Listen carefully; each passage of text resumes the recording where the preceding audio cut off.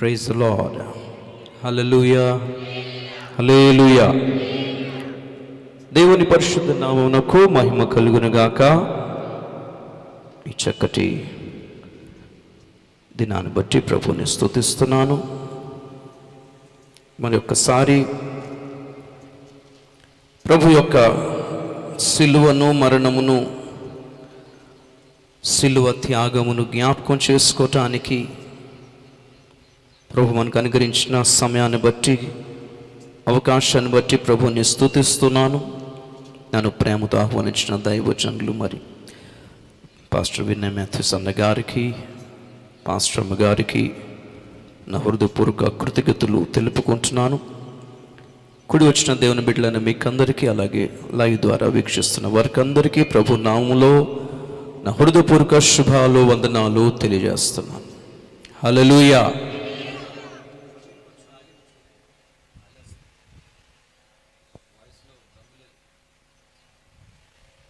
Praise the lord. మంచిది ప్రియులారా, క్రైస్తవ జీవితంలో చాలా ప్రాముఖ్యమైన ఘట్టమును మనం జ్ఞాపకం చేసుకుంటున్నాం. హల్లెలూయా. యేసుక్రీస్తు యొక్క సిలువ, దాని విలువ తెలిసిన వాళ్ళే నిజమైన క్రైస్తవులు. హల్లెలూయా. సిలువ లేని యేసుక్రీస్తును మనం గుర్తుపట్టలేం. సిలువ లేని యేసు అసలు యేసే కాదు. ఒకసారి ఒక అన్యురాలైన తల్లి, క్రైస్తవురాలైన ఒక తల్లిని ఎవరో బాబాను దర్శించుకుందాం తీసుకెళ్ళింది. మా గుడికి వస్తే నేను మీ గుడికి వస్తాను అని చెప్పినట్టుంది, ఫ్రెండ్షిప్ వలన. ఆ క్రైస్తవురాలు తల్లి ఏం చేస్తుందంటే, సరే పద వస్తానులే అని వెళ్ళిపోయారు. వెళ్ళిన తర్వాత అక్కడ అన్యురాలు తల్లి ఏం చేసిందంటే, బాబాకి కబురు పెట్టింది. ఒక క్రైస్తవురాలు వచ్చింది, మీరేం చేస్తారో నాకు తెలీదు, ఆమె యేసుప్రభుని వదిలేసి నిన్ను నమ్ముకునేలా చేసుకో, ఎట్లయినా చేయాలి అని. సరే, మొత్తం మీద బాబా స్పీచ్ ఇచ్చిన తర్వాత అందరినీ దీవిద్దామని లైన్లో అందరు నిలబడమని అందరు తల మీద చేసి దీవిస్తున్నాడు. ఈలోగా క్రైస్తవురాలైన తల్లిని చూసి బాబా గుర్తుపట్టాడు, ఈమె ఆ తల్లి క్రిస్టియన్ తల్లి కావచ్చు. వెళ్ళి మాట్లాడుతున్నాడు. ఏమని మాట్లాడుతున్నాడంటే, అమ్మా, నేనే యేసుక్రీస్తును, యేసుక్రీస్తు నాలో ఉన్నాడు, అందరు నమ్ముతున్నారు నన్ను, నువ్వెందుకు నమ్మట్లేదు? మీ యేసుక్రీస్తు నాలో ఉన్నాడు, అన్ని దేవుడు నాలో ఉన్నారు, అందరు మా తలవాళ్ళు నమ్ముతున్నారు, మీరెందుకు నమ్మట్లేదు? చూడండి, నేను యేసును, నాలో యేసుక్రీస్తు ఉన్నాడు అంటే ఆ తల్లి అంటది, మంచిదయ్యా, మీరే కనుక నిజంగా యేసుక్రీస్తు అయితే యేసుక్రీస్తు కాళ్లకు చేతులకున్న మేకుల గుర్తులు ఏవి అని అడిగింది. హల్లెలూయా. అంతే దెబ్బకి మౌనం అయిపోయాడు అతను. యేసులాగా అంగి వేసుకున్నంత మాత్రాన అందరూ యేసు ప్రభులు కారు. స్తోత్రం చెప్తాం గట్టి ఒకసారి. యేసు ప్రభుల జుట్టు పెంచినంత మాత్రాన అందరూ యేసు ప్రభు కారండి. ఇది ఒక కొత్త స్టైల్ అయిపోయింది బాబాలకి. నిలువుటంగి, గెడ్డం, జుట్టు, అమాయక మొహం ఇలా పెట్టుకుంటే యేసు ప్రభులా కనపడతారు అనుకుంటున్నారా? హల్లెలూయా. అలాగా నిలువుటంగి, గెడ్డం, తల వెంట్రుకలు వేసుకున్న ఫోటోల్లో ప్రతిది కూడా యేసుక్రీస్తు కాదు. మళ్ళీ నో, యేసుక్రీస్తు అంటే సిలువ వేయబడిన యేసుక్రీస్తే. స్తోత్రం చెప్దాం గట్టి ఒకసారి, గట్టిగా హల్లెలూయా, హల్లెలూయా.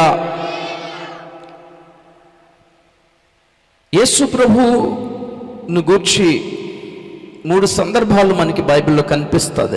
ఆయన సిలువను గూర్చి 3 భాగాల్లో బైబిల్లో కనిపిస్తుంది. ఒకటి, ప్రవక్తలు రాసిన లేఖనాలు. ప్రవక్తలు యేసుక్రీస్తు యొక్క సిలువను ప్రవచనాత్మకంగా చూసి రాశారు. Prophetical aspect of the cross,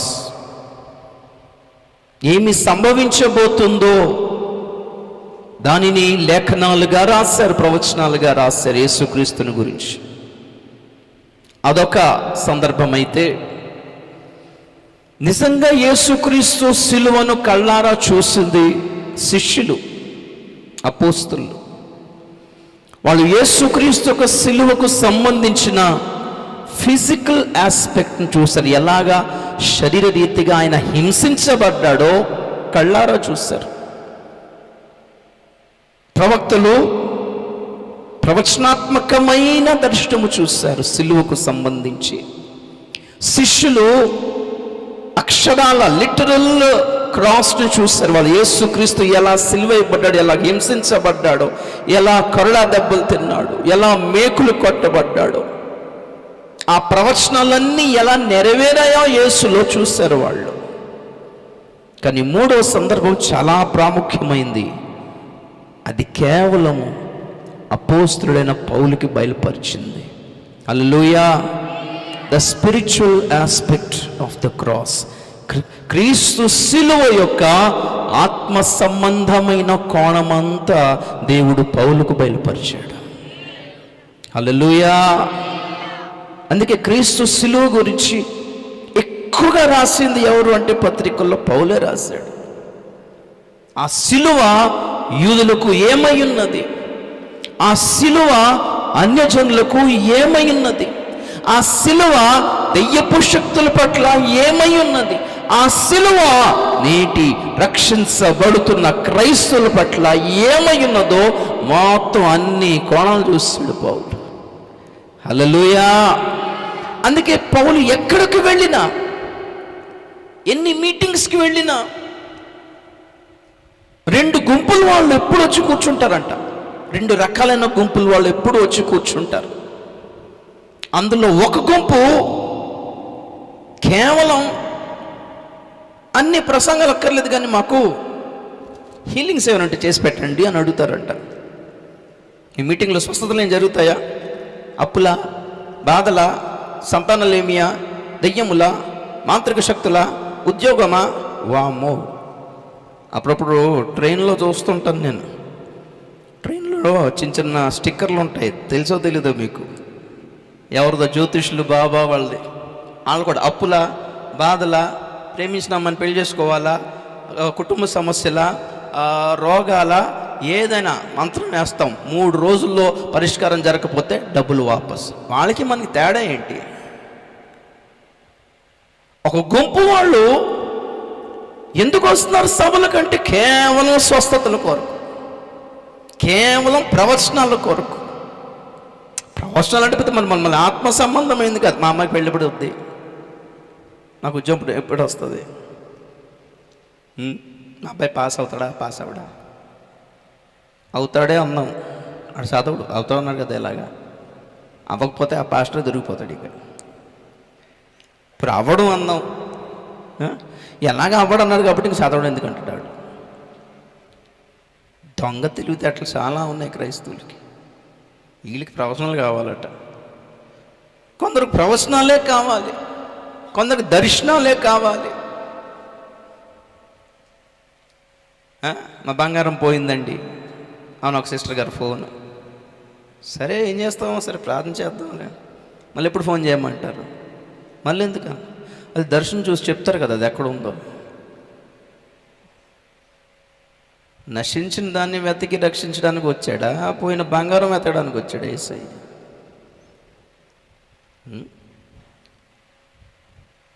you are losing your soul and your spirit, but it doesn't bother you. The thing which bothers you is only gold and silver. Lost job, lost gold. పోయిన బంగారం, పోయిన ఉద్యోగం, పోయిన సంబంధం, ఇవే జనాలకి పట్టింపు. కానీ ఆత్మ పోయింది ఇక్కడ, దాన్ని పట్టింపే లేదు, దాని గురించి అడిగినదే లేదు. ఈ గుంపు వాళ్ళందరూ, అద్భుతాలు వెంట పడిన వాళ్ళందరూ ఒక గుంపు. సరే వీళ్ళు కాదు, ఇంకో గుంపు ఉన్నారు. వాళ్ళు ఏమి వెతుకుతున్నారంట? ఇదంతా కాదు కానీ బైబిల్లో ఉన్న మర్మలం నుండి చెప్పండి. బైబిల్ ఉన్న సైంటిఫికల్లీ ప్రూవ్ చేయండి బైబిల్ని. లేకపోతే ప్రజ్ఞ గ్రంథం, దాని గ్రంథం మర్మలం అని చెప్పండి కొంచెం అర్థమవుతుంది. కయ్యను భార్య ఎవరు? నీకెందుకు? ఆయన భార్య ఎవరితో? నీకెందుకు అయ్యా? కయ్యను భార్య ఎక్కడి నుంచి వచ్చింది? అది తెలుసుకోకపోతే అన్నం అరగదాడికి. నోవహు కాలంలో దేవుని కుమారులు ఎవరు? ఇద్దరు సాక్షులు ఎవరు? హనోక్ ఏలియానా, లేకపోతే మోషే ఏలియానా, లేకపోతే బాప్తిస్మిచ్చి యోహాను ఏలియానా, లేకపోతే ఇద్దరు సాక్షులు ఎవరోనా? అనవసరమైన ఇన్ఫర్మేషన్ కలెక్ట్ చేసుకునే వాళ్ళు ఎక్కువ. ఈరోజు వాక్యం ద్వారా ఆత్మ సంబంధమైన మేలేమైనా పొందేమా లేదా? ఏమీ లేదు. తరచుగా పౌలు గారిని ఇలాంటి వాళ్ళు తగులుకున్నారంట. కానీ పౌలు ఏం ప్రకటించేవాడంట? 1 కొరింథీ పత్రిక 1వ అధ్యాయము 22వ వచనం చదువుదాం.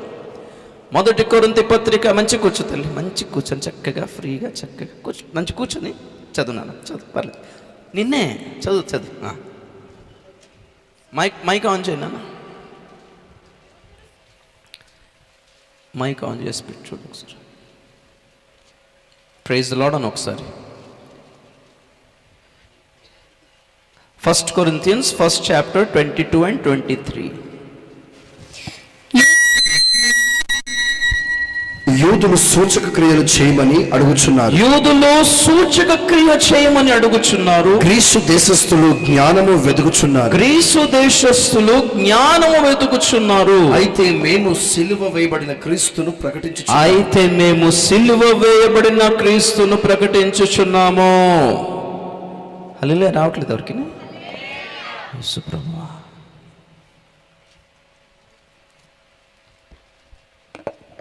దేవునికి స్తోత్రం. హల్లెలూయా.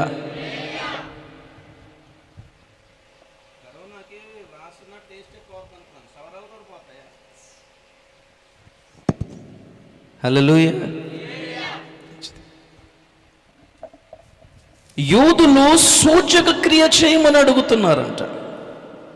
A group of people who demand miracles. Today is your miracle. Today is your. అద్భుతాలు పొందిన వాళ్ళందరూ పరలోకం వెళ్ళలేదు, గుర్తుపెట్టుకోండి. యేసు ప్రభు వెనకాల జనసమూహం అందరూ అద్భుతాలు పొందిన వాళ్ళు, అద్భుతాలు చూచిన వాళ్ళందరూ పెంతెకోస్తు దినమున మేడగదిలో లేరు. పరిశుద్ధాత్మ పొందుకోలేదు, రక్షణ పొందుకోలేదు. 120 మందే ఉన్నారు మేడగదిలో. దీన్ని బట్టి అర్థం చేసుకోండి. All who see miracle, all who face miracle, all who experience miracle are not guaranteed of their salvation. వాళ్ళ రక్షణకు అవి గ్యారంటీ ఏం కాదు. కడుపు నొప్పి స్వస్థత కాబట్టి రక్షణ కూడా దేవుడు ఇచ్చేశాడు. కడుపు నొప్పుని రక్షణకు గ్యారంటీ కాదు. అద్భుతాలు, స్వస్థతలు రక్షణ కలగ చేయవు. గ్రీసు దేశస్థులు జ్ఞానం వెతుకుచున్నారు. వాళ్ళకి బైబిల్లోనే సైన్స్ కావాలి. సైంటిఫికల్ ప్రూఫ్ చేయండి. ఇది సైంటిఫికల్. ఐగుప్తు దేశంలో జరిగిన ఆ 10 తెగుళ్ళకి సైంటిఫికల్ ఎక్స్ప్లెనేషన్ ఉంది నెట్లో. ఎలాగా నీళ్లు రక్తంగా మారే అవకాశం ఉంది. మనమేమో మోసే కర్రతో కొడితే అయ్యింది అని నమ్ముతున్నాం. అలా కాదు. కర్రతో కొట్టినా అందులో ఏ కెమికల్ మిక్స్ అయితే అసలు అలా జరుగుతుంది. యాక్చువల్లీ అందులో ఏం కలిసింది అసలు? ఆ కాలంలో, ఆ టైంలో ఏదో జరిగింది అప్పట్లో. అప్పుడు ఒక రెడ్ కలర్ కెమికల్ ఏదో యాడ్ అయింది కాబట్టి ఇది జరిగింది. సైన్స్ ఒప్పుకుంది కాబట్టి బైబిల్ని ఒప్పుకుంటావా? Do you need science to prove your Bible? We don't need. మాకు అవసరం లేదు. సైన్స్ ఒప్పుకోకపోయినా మేము నమ్ముతున్నాం బైబిల్ని. We believe the Bible without any proofs. We don't need somebody to prove us our God. మన దేవుణ్ణి ఎవరో నిరూపిస్తే కానీ నమ్మలేము అనే స్థితే మాకు లేదు. కళ్ళు మూసుకొని నమ్మదగిన వాడు దేవుడే. కళ్ళు మూసుకొని నమ్మదగింది బైబిలే. ఏ రుజువులు అక్కర్లేదు. We don't need any proofs. We don't need any evidence. దేవునికి స్తోత్రం. దాట్స్ కాల్డ్ ఫెయిత్ కదా. విశ్వాసం అంటే అది నీకు రుజువులు అక్కర్లా, నమ్మడమే అయి ఉంటుంది. కరెక్టే. హల్లెలూయా. నీ సంతానం ఆకాశపు నక్షత్రముల వల్లే ఉండును, లెక్క పెట్టగలవా అబ్రహామా అంటే ఏం సైన్స్ అక్కడ పనిచేస్తుంది చెప్పండి. అబ్రహాంకి 99 years ఆఫ్ ఏజ్లో అతని శరీరము కూడా సహకరించినప్పుడు, అతని భార్య శరీరము కూడా సంతానం జన్మింప చేయటానికి సహకరించినప్పుడు, ఆకాశ నక్షత్రాలంత సంతానం నీకు ఇస్తానని దేవుడు చెప్పినప్పుడు ఆలోచించడానికి కూడా అవకాశం లేని సమయంలో, అదే బైబిల్ ఉంటుంది, నిరీక్షణకు ఆధారం లేని సమయమున అతడు నమ్మెను, అదే అతనికి విశ్వాసముగా నీతిగా దేవుడించాడు. హల్లెలూయా. జనరల్గా దాన్ని ప్రపంచం బ్లైండ్ ఫెయిత్ అంటుంది, అంధవిశ్వాసము, మూఢనమ్మకము అంటారు. గ్రుడ్డిగా నమ్మదగిన వాడు దేవుడు ఒక్కడేనండి. కళ్ళు మూసుకొని నమ్మొచ్చు ఆయన్ని. నమ్మదగిన దేవుడు. స్తోత్రం చెప్తాం గట్టి ఒకసారి గట్టిగా హల్లెలూయా. మనకి సైంటిఫికల్లీ బైబిల్ని ప్రూవ్ చేయాల్సిన అవసరమే లేదు. కొంతమంది తిప్పలు పడుతున్నారు సైంటిఫికల్గా ప్రూవ్ చేయడానికి. తప్పేం కాదు, బట్ ఇట్స్ నాట్ ఎసెన్షియల్. అదంత ప్రాముఖ్యమైతే కాదు. కొందరు సూచక క్రియలు చేయమని అడుగుతున్నారు, కొందరు జ్ఞానం వెతుకుతున్నారు. జ్ఞాన సంబంధమైన, ఖగోళ శాస్త్ర సంబంధమైన, geography, geology, biology, anthropology, sociology, physiology అన్నీ ఉన్నాయి బైబిల్లో. ప్రతి శాస్త్రం ఉంది బైబిల్లో. And then comes finally theology.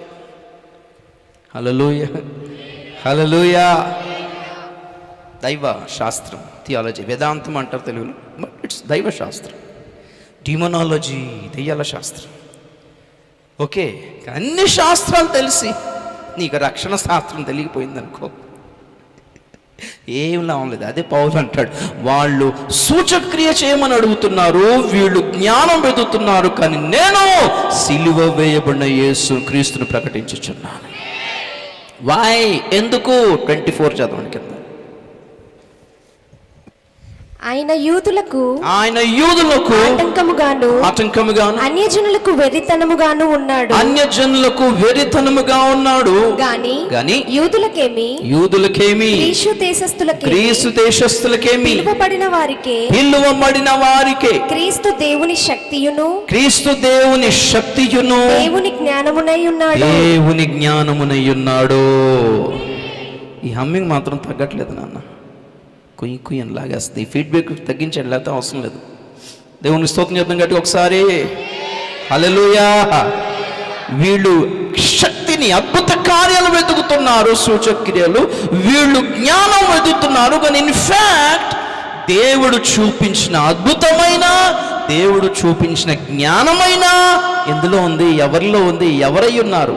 క్రీస్తే దేవుని శక్తియును దేవుని జ్ఞానమై ఉన్నాడంట. అది ఎవరికి అర్థమవుతుందంట? అందరికీ కాదు, పిలువబడిన వారికి. Those who are called. దేవునికి స్తోత్రం చెప్తాం కదా ఒకసారి.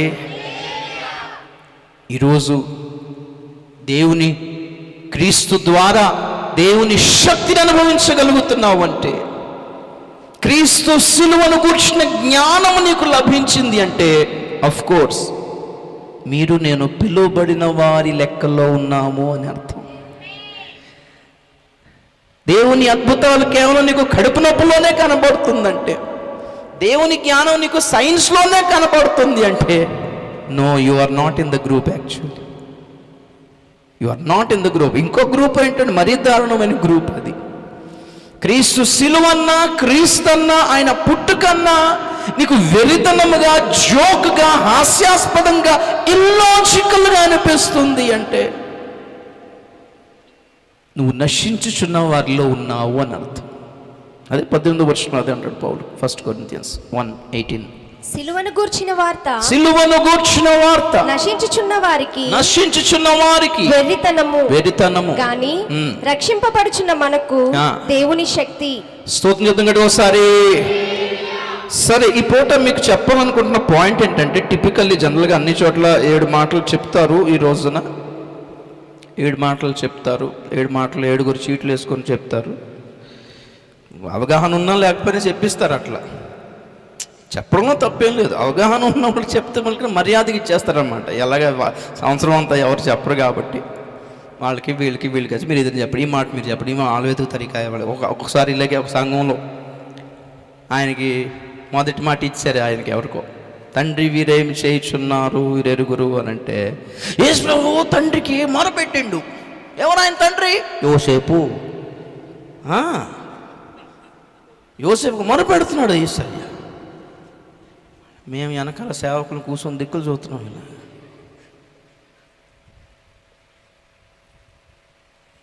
చెప్పడం తప్పలేదు, అవగాహన ఉండాలి. ఎందుకంటే క్రీస్తు సిలువను అర్థం చేసుకోవడం అంత ఈజీ కాదు. స్తోత్రం చెప్తాం గట్టి ఒకసారి. సృష్టి యొక్క 6 దినాల సృష్టి, 7వ దిన విశ్రాంతిలో ఏ మర్మం ఉందో 7 మాటల్లో కూడా అదే మర్మం ఉంది. పోల్చి చూస్తే అద్భుతంగా ఉంటుంది. హల్లెలూయా. ఎన్ని గంటలు విరాలాడాడు సిలువ మీద? ఉదయం 9 గంటల నుంచి మధ్యాహ్నం సాయంత్రం 3 గంటల వరకు 6 గంటలు విరాలాడాడు. 6 గంటలు విరాలాడి కష్టంగా 7 మాటలు పలికాడు. ఆయనకి అవకాశం ఇస్తే యేసు ప్రభుకి 3 రోజులు ఆగకుండా ఎడతెగక ప్రసంగం చేయగలిగిన సమర్థుడు మన యేసయ్య. హల్లెలూయా. ఎందుకు? ఆయనకి తెలుసు ఆయన సమయం చాలా తక్కువ భూమి మీద. ఈ తక్కువ సమయంలో ఎక్కువ చేయాలి పరిచర్య. అందుకే ఎక్కడికి వెళ్ళినా ఎక్కడ విశ్రాంతి కూడా తీసుకున్నట్టుగా కనబడదు. ఎక్కడో ఒక చోటన ఈ దరి నుంచి ఆ దరికి వెళ్ళే లోగా ఒక కునుగు తీద్దాం అనేసరికి అక్కడ సముద్రంలో పడుకోనివ్వలేదు శిష్యులు ఆయన్ని. ప్రభు, నువ్వు కొనితే మేము చచ్చిపోయేలా ఉన్నావు నాయన. ఎక్కడ అవకాశాన్ని విడిచిపెట్టలే. రాత్రైనా పగలైనా, తినేటప్పుడైనా, నడిచేటప్పుడైనా సరే ఎక్కడ అవకాశం వదలేదు. ప్రతి అడుగున ఒక ఉపదేశం చేశాడు వాళ్ళకి. అలాంటి యేసు ప్రభు ఎదుట జనం నిలబడి ఉన్నారు, ఇటు సైనికులు నిలబడి ఉన్నారు, ఇటు యూదులు నిలబడి ఉన్నారు, ఇటు గేడు చేసేవాళ్ళు నిలబడి ఉన్నారు, పక్కన 2 దొంగలు ఉన్నారు. అండ్ లాస్ట్ మూమెంట్, చివరి గడియ 6 గంటల్లో ఎంత అద్భుతమైన ప్రసంగం చేయగలగాలి యేసు ప్రభు వెళ్ళిపోతూ. బట్ నో, చాలా కష్టంగా 7 మాటలు మాట్లాడాడు. హల్లెలూయా. కారణం ఏంటి? ఇప్పుడు చదివేరా medical explanation of the crucifixion. క్రీస్తు సిలువ శ్రమ, ఆ నరక యాతన, వైద్య పరిభాషలో వాళ్ళు చెప్పిన వర్ణన ఎప్పుడైనా చూసారా? గెత్సేమనే తోట దగ్గర మొదలైన ఆ tension, hyper tension, high blood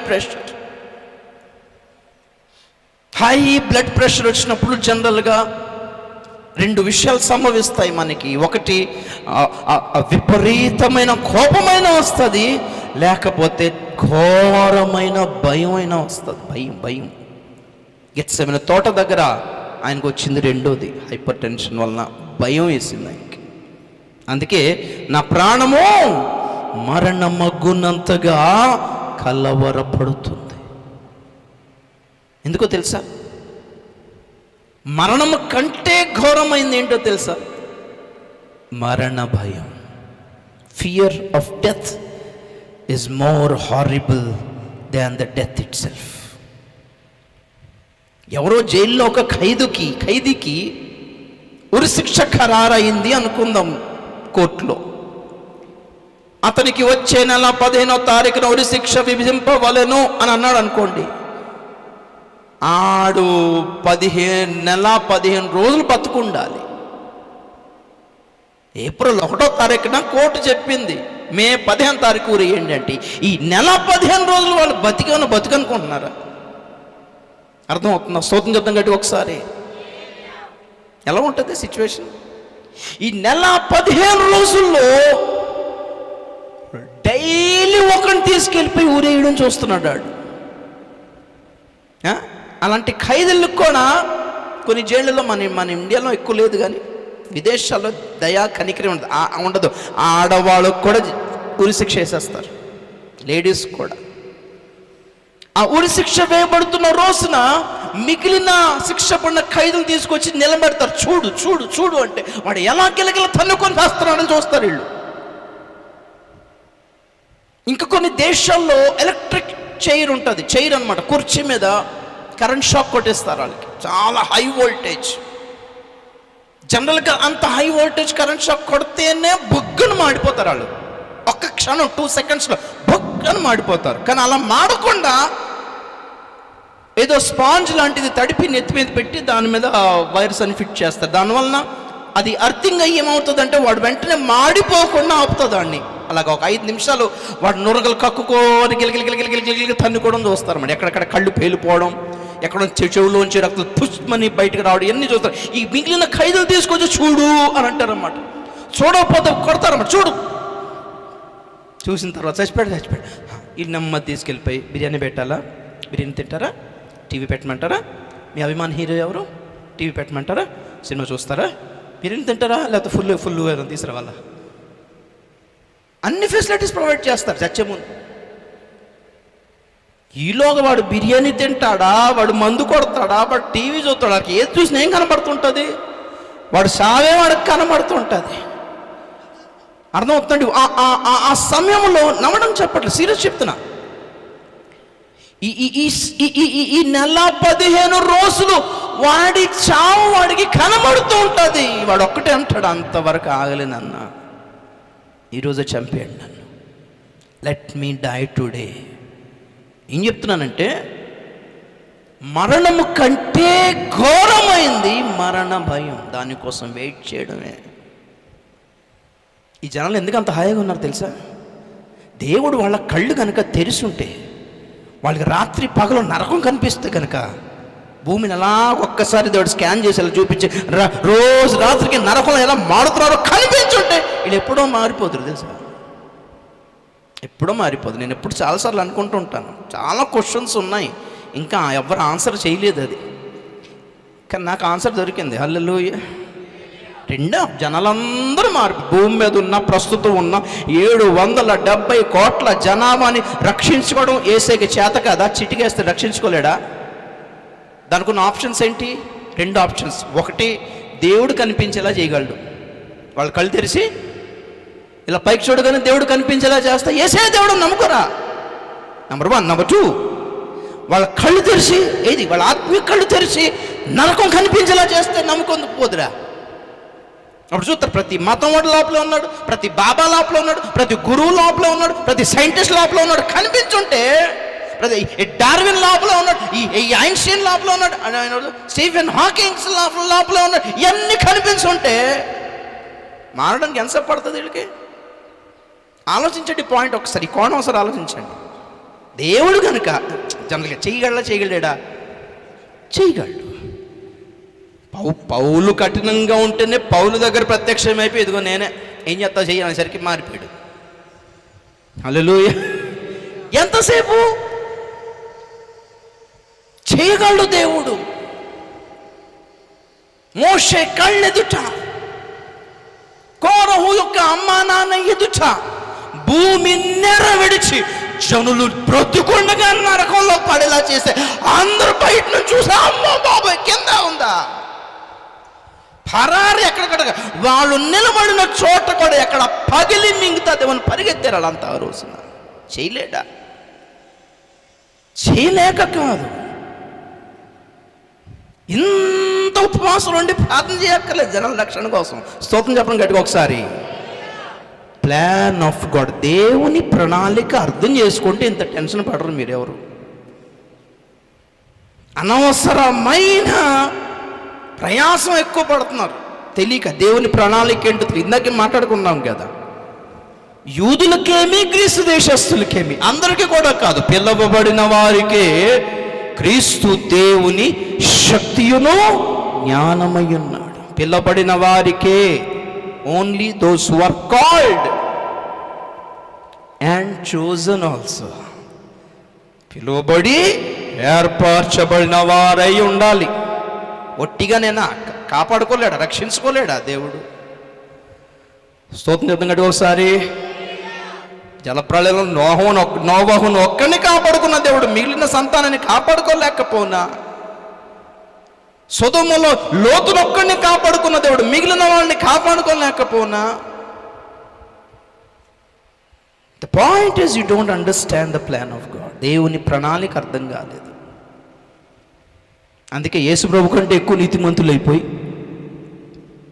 యూదాయస్కుడు రక్షణ కోసం కూడా ప్రార్థన చేసిన వాళ్ళు ఉన్నారు.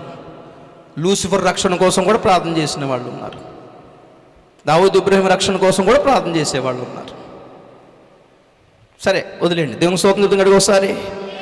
ఈరోజు సబ్జెక్ట్ ఏంటంటే మేము ముందు తొందరగా చెప్పి ముగించాలని ఆశపడుతున్నాను. పాయింట్ ఏంటంటే ప్రజల రక్షణ కొరకు రక్తం ఎందుకు అవసరమైంది? Why the blood? రక్తం ఎందుకు? Why blood? ప్రజలను రక్షించడానికి అంత తిప్పులు ఎందుకు పడ్డాడు దేవుడు? ఇందాక అనుకున్నాం సరే, చిటికేస్తే రక్షణ పొందేద్దరు కదా వీళ్ళందరూ. Basically is God. ఆయన దేవుడు, ఏదైనా చేయగలడు. What ever he wants he can do. మంత్రం వేసేయగలడు అందరి మీద. అలాంటి దేవుడు ఒక రక్షణ కార్యము కొరకు అంత లాంగ్ ప్రాసెస్ ఎందుకు ఎన్నుకున్నాడు? ఏదైనా షార్ట్ కట్ లేకపోయిందా ఆయన దగ్గర? ఎందుకంత శిలువ మీద అంత నరక యాత్ర అనుభవించాల్సి వచ్చింది? వై? అందుకే కదా చాలామంది ఇప్పటికీ ఎంతోమంది ఈ ఫేస్బుక్లో, యూట్యూబ్లో యేసు ప్రభు మీద ఎంత వెటకారముగా గేలి చేస్తూ జోక్స్ చేస్తున్నారో తెలుసా? 3 మేకులు పీక్కోలేకపోయాడు కానీ రక్షిస్తాడంట అని అంటున్నారు. నిజం, ఆయనే 3 మేకులు పీక్కోలేకపోయాడంట, రక్షకుడు ఎట్లా అవుతాడు అని అంటున్నారు. కరెక్ట్ క్వశ్చన్, చాలా కరెక్టే. వెటకారం చేయడం రాంగ్. వెతికితే తెలుస్తుంది, అడుగు తెలుస్తుంది. హల్లెలూయా. యేసే ఎందుకు రక్షకుడయ్యాడు? రక్షకుడయ్యున్న ఆ దేవుడు ఎందుకంత నలిగిపోవాల్సి వచ్చింది? వాయ్? మొదటి దొంగ ఏమన్నాడు? మొదటి దొంగ అన్న మాట అదే. ఆ సిలువు దగ్గర ఆ జనాలు అన్న మాట అదే. ఇంతమంది స్వస్థపరిచాడు నేనా, ఇంత అద్భుతాలు చేశాడు నేనా, తను రక్షించుకోలేడా? మొదటి దొంగ ఏమన్నాడు? నువ్వు మేము ఎడుతున్నామంటే సరిపోయింది, నువ్వెందుకు ఎడుతున్నావు, నువ్వెందుకు అన్ని బాధలు పడుతున్నావు, మేమేదో పడుతున్నామంటే ఓకే, మీరెందుకు అంత బాధపడుతున్నారు? మిమ్మల్ని మీరు రక్షించుకొని మమ్మల్ని కూడా రక్షించి పెట్టు. ఇంత ఇంత ఇంత ఇంత ఇంత ఇంత సింపుల్ సొల్యూషన్ లేకపోయిందా మీ దగ్గర అని అతను కూడా దూషించాడంట, హేళన చేశాడు. అలాగే చాలామంది క్రైస్తవులు రోడ్డు మీద వెళ్తే నలుగురు అదే అంటారు. ఏమైంది ఈరోజు? ఏంటి వాట్ ఈస్ టుడే? సిలువ వేసి వచ్చి ఏడుస్తున్నాం. ఒకసారి ఎక్కడో అంటే ఇక్కడే హైదరాబాద్లోనే ఒకసారి టీవీలో వార్తలు. ఏమండి, మనం టీవీకి క్రైస్తవ ఛానల్స్లో చెప్పిన 1.5 గంటల ప్రసంగం ఎవడు విండేమో కానీ వార్తల్లో ఎవరేం చెప్తున్నారు అందరూ వింటారు. అలాంటిది ఒక మీడియా వాళ్ళు వెళ్ళి ఒక పెద్ద ఆయన్ని అడిగారు అనమాట, మీ చర్చిలో అందరూ ఏడుస్తున్నారు ఈరోజు, ఆడవాళ్ళందరూ, లేడీస్ అంతా, ఏం జరిగింది ఈరోజు? అరే యేసు ప్రభు దేవుడు యేసు సిలువ పడ్డాడు, 1.5 గంట చేసిన ప్రసంగం క్రిస్టియన్ ఛానల్ ఎవరు వినరేమో కానీ వార్తలు చెప్తుంటే వింటారా? వినరా? ఆ పెద్ద ఏం చెప్తాడు వింటామంటే ఆయన అంటాడు, ఇది ప్రతి సంవత్సరం మా ఆచారం. వామ్మో, బీపీ వస్తుంది రాదా చెప్పండి ఒకసారి. ఇది ప్రతి సంవత్సరం మా ఆచారం, మరి యేసు ప్రభు మరి ఆ రోజు చంపేశారు కాబట్టి మేము ప్రతి సంవత్సరం వచ్చి ఏడుస్తాం. ఆ ఏడవడం ఆచారమా? ప్రతి సంవత్సరం ఏడుస్తారా? ఇదా చెప్పాల్సిన సువార్త? మీ కొరకే నమ్మని చనిపోయింది అనే ఒక మాట అనాల్సింది పోయి వాళ్ళనే ఆ మైక్ పట్టుకొచ్చిన మీ కొరకే, మీ కొరకే అంత చనిపోయి ఆయన నలిగి అంత అంత అంత రక్తం కలిసి నలిగిపోతే ఇప్పటికీ అర్థం కావట్లేదని ఏడుతున్నామండి మీ కొరకు. అన్నం మానేసి ఎందుకు ఏడుస్తున్నారు? ఆయన కొరకు ఏడుస్తున్నారా? అయ్యో ప్రభా, నీకు అంత కష్టం ఎందుకు వచ్చింది ప్రభా, నాకు చెప్పావు కదా, నేను చూద్దాను కదా ఆ రోజు నన్నట్టే నేడుతున్నారు వీళ్ళందరూ. మేము ఆపేద్దాం కదా, ఎట్లా చేసి ఫరోక్ అంటున్నాను, పిల్లాతికి ఎదురు చేసి ఆపేద్దాం కదా ప్రభు, మాకు చెప్పావు కాదు, ఎందుకు ఇంత బాధలు, మాకు చెప్పావు కాదు. ఆయన చచ్చిపోయినా ఏడుతున్నారు. అలా మన కోసం ఆయన పడిన బాధల గురించి ఏడుస్తున్నారు. దేనికోసం ఆడవాలి ఈ రోజున?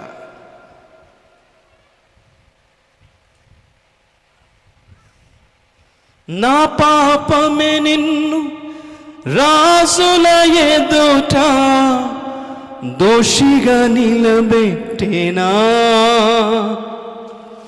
నా పాపమే నిన్ను రాజుల ఎదుట దోషిగా నిలబెట్టేనా, నలిగి కరిగి పోతివా, రూపము లేని వానిగా దోషుల ఎదుట మరణించినావా, దోషుల ఎదుట మరణించినావా,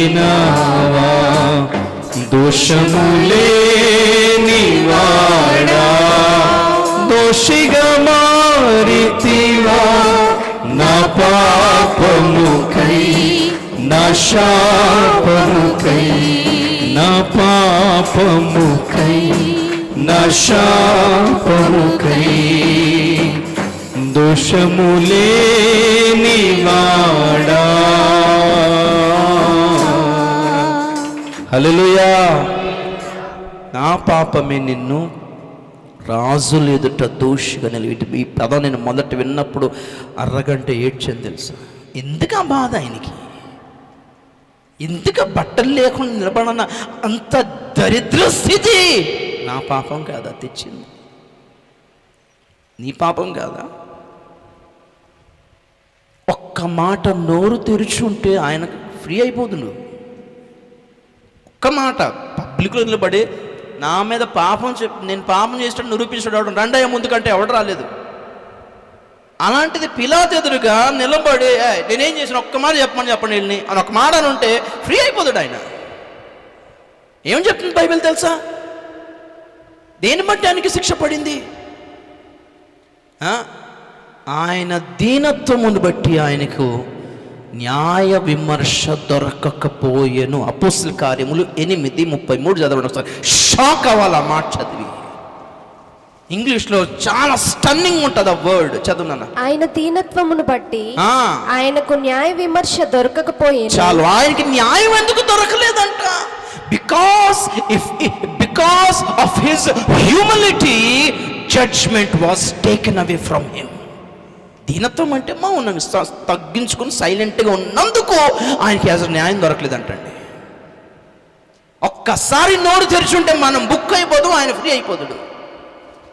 నీ కొరకు నా కొరకు కాదా? ఆయన కోసం ఎందుకు ఏడుస్తున్నారు? మనం చేసిన ఏదో పనులకి ఆయనకి ఇంటి బాధలు వచ్చినాయని ఏడవాలి. Hallelujah, hallelujah. So the question is why blood. చాలా టాపిక్స్ ఉన్నాయి కానీ ఒక మాటలో చెప్పేస్తాను నేను. చాలా తెలుసుకోవాల్సిన చాలా ఉంది. 1 కొరింథీ 2వ అధ్యాయం 2వ వచనం ఒకసారి చదవండి ఒకసారి. 1 Corinthians chapter 2 verse 2. నేను యేసుక్రీస్తును అనగా సిలువ వేయబడిన క్రీస్తును తప్ప మరి దేనిని మీ మధ్య నెరుగకుందునని నిశ్చయించుకుంటుని. స్తోత్రం చెప్తాం గట్టి ఒకసారి నా చూస్తారా? కొరింథీ సంఘస్థులారా, సంఘబిడ్డలారా, మీరు ఎంత మంచి సౌండ్ సిస్టమ్ కొన్నారో నాకు తెలుసుకోవాలని లేదు అంటున్నాడు పౌలు. మీరు ఎంత మంచి సీలింగ్ వేసి స్లాబ్ వేసారో, ఏసీ పెట్టుకున్నారో లేదా, వావ్, ఆ విషయం కూడా ఆ ఇన్ఫర్మేషన్ కూడా నాకు అక్కర్లేదు.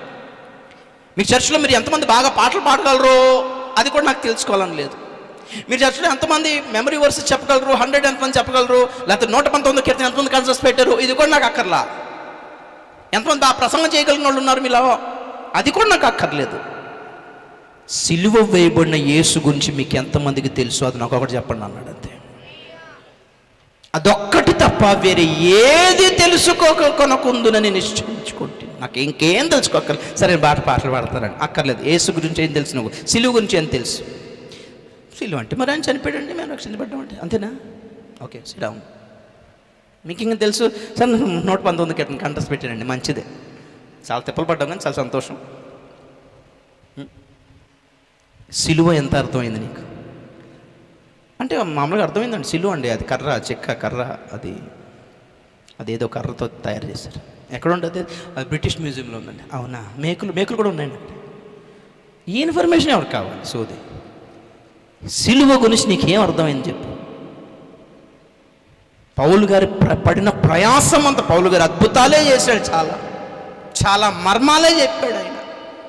కానీ ఆయన ఏమనుకున్నాడంటే, నేను చేసిన ప్రసంగంలో మీకు ఏది అర్థం కాకపోయినా నేను చెప్పిన సిలువ మర్మంగా మాత్రం మీకు అర్థం కావాలి అని చెప్పాడు. హల్లెలూయా. సిలువ అర్థం కాలేదా ఇంకా క్రైస్తవులకి? You are not yet saved actually, or else you don't know the value of your salvation. నీ రక్షణ యొక్క విలువ నీకు ఇంకా అర్థం కాలేదని అర్థం. అందుకే స్వార్థ సభల్లో స్వస్థత గురించి ఎక్కువ చెప్పడం అవుతుంది, సిలువ చెప్పలేకపోతున్నారు. సిలువ అనేసరికి గుడ్ ఫ్రైడే రావాలి చెప్పాలంటే.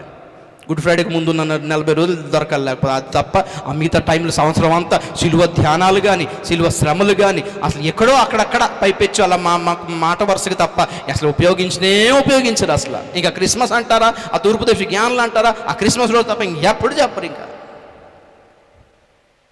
జనాలకి యేసు ప్రభు స్వస్థపరుస్తాడని అర్థమవుతుంది, అందుకే మేము మీటింగ్కి వస్తున్నారు. కానీ యేసు ఒక్కడే రక్షించును అనే పాయింట్ అర్థం కాలేదు ఇంకా. Why only Jesus? ఎందుకు యేసు రక్తం ఒక్కటి? అబ్బో అందరు దేవుళ్ళే, యేసు ప్రభు కూడా దేవుడు అని మేము నమ్ముతామండి. యేసు దేవుడు అని మీరు ఎందుకు అంటున్నారు అంటే ఏం చెప్పగలరు మీరు? ఏంటి మీ మీ మీ మీ రెస్పాన్స్ ఏంటి? క్లారిఫికేషన్ ఏంటి? వై యేసు ఒక్కడే దేవుడు అని ఎందుకు చెప్పాల్సి వస్తుంది? హెబ్రీ పత్రిక 9:22 చదువుదాం. హీబ్రూ 9:22.